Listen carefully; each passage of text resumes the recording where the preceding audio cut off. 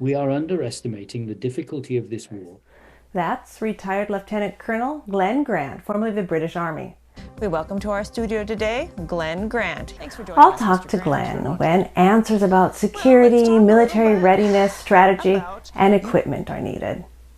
I'm Dr. K, a political scientist who makes politics easier to understand. And to do that, speaking with experts like Glen is important. As defense attaché to Finland and Estonia, Glen had to be diplomatic. Now, as a military advisor in Ukraine, he's direct and pretty concise. Because when you actually see that ship in front of you and the fire and the flames going up and the explosions. Right now, he's advising Ukraine's Parliamentary Defense Committee and mentors Ukrainian officers, helps NGOs, and defense volunteers. Glen supported Latvia, Estonia, Montenegro, and Macedonia with their successful applications to NATO, and he's been very active in Ukraine. Some might even say that Finland's current application to NATO had something to do with Glen.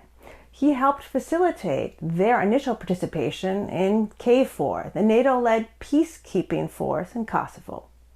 And before Russia invaded Ukraine in 2022, he was assessing Ukraine's military reforms, pointing out and helping them get rid of the old Soviet structures that were leading to poor training and inefficiency. And he was making sure that Ukraine was ready to join NATO. Glen explained to me that if you want to join NATO, it's best to act like you're already a member.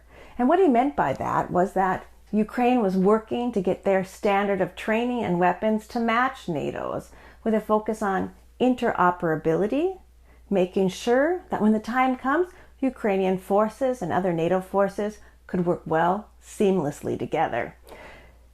He's worked on training with Ukrainian soldiers, and like I said, he's mentored and advised officers. And in his free time, he also coaches Olympic-level athletes. He wasn't so bad himself, having been on the podium several times.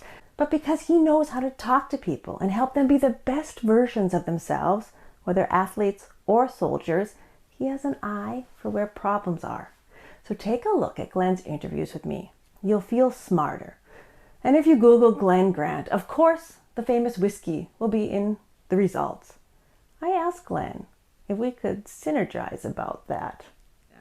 Someone suggested that I do a series with you. The title would be Glen Grant with Glen Grant, where we drink and talk.